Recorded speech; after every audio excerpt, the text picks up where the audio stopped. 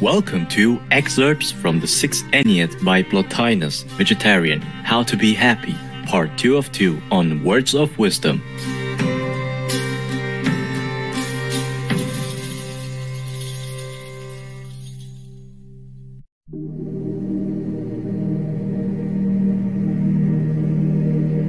Plotinus was one of the most influential philosophers in antiquity after Plato and Aristotle. In his philosophy, there are three principles: the one, the intellect, and the soul. Historians of the 19th century invented the term Neoplatonism and applied it to Plotinus's philosophy. His metaphysical writings have inspired centuries of Islamic, Jewish, Christian, and Gnostic metaphysicians.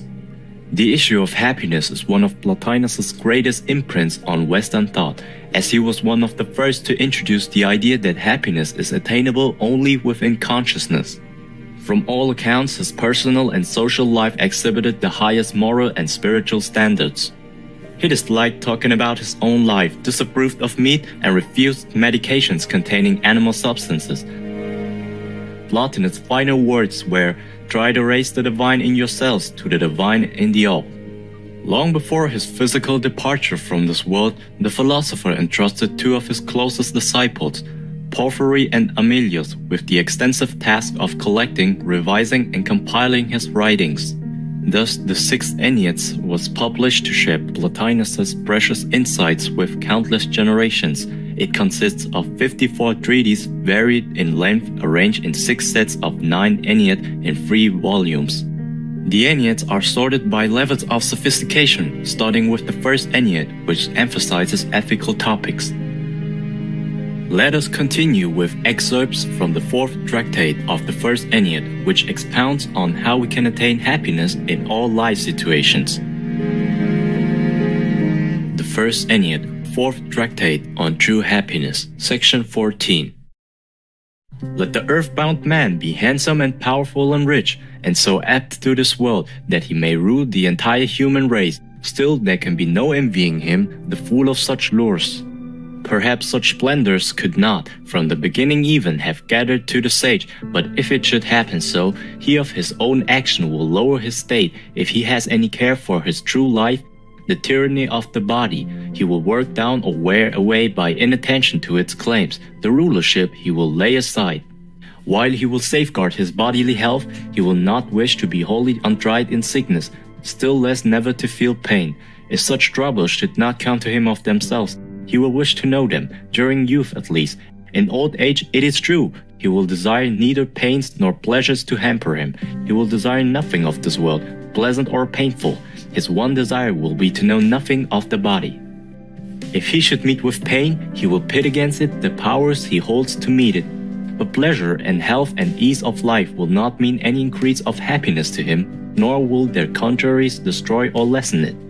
When in the one subject, a positive can add nothing, how can the negative take away?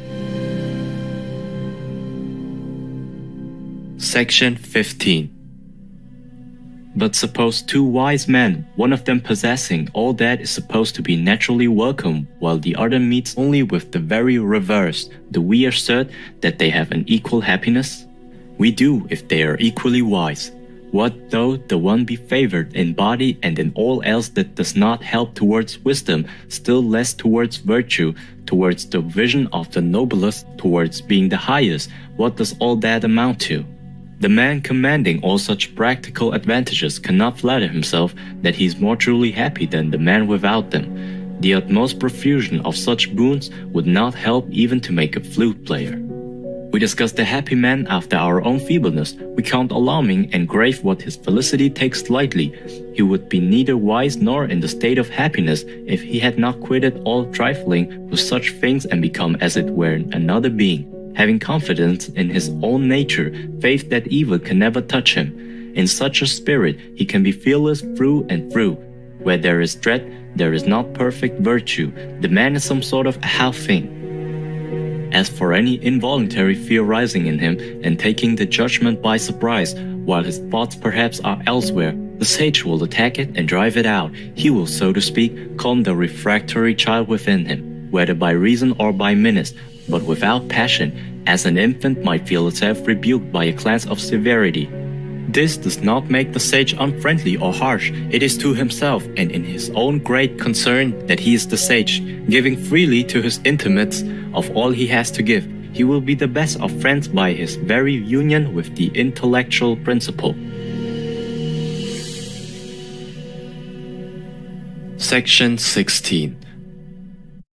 Those that refuse to place the sage aloft in the intellectual realm but drag him down to the accidental, dreading accident for him, have substituted for the sage. We have in mind another person altogether.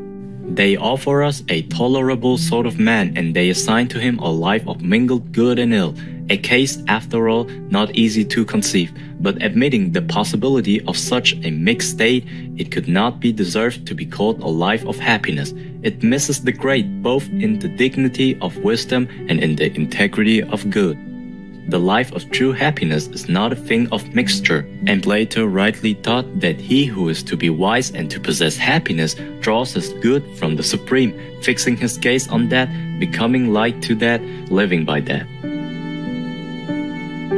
He can care for no other term than that. All else he will attend to only as he might change his residence, not in expectation of any increase to his settled felicity, but simply in a reasonable attention to the differing conditions surrounding him as he lives here or there. He will give to the body all that he sees to be useful and possible, but he himself remains a member of another order, not prevented from abandoning the body, necessarily leaving it at nature's hour. He himself always the master to decide in its regard.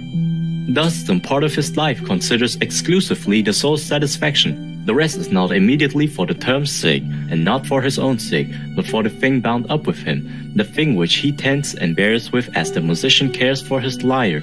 As long as it can serve him, when the lyre fails him, he will change it or will give up lyre and lyring, as having another craft now, one that needs no lyre, and then he will let it rest unregarded at his side while he sings on without an instrument.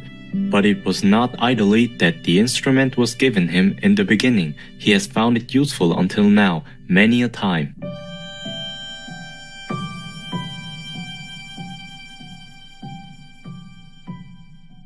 A plant-based diet is like a one-stop shop against chronic diseases.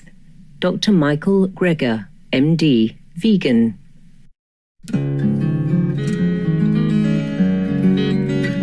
Spiritual viewers, it was a joy to have your company today for Words of Wisdom.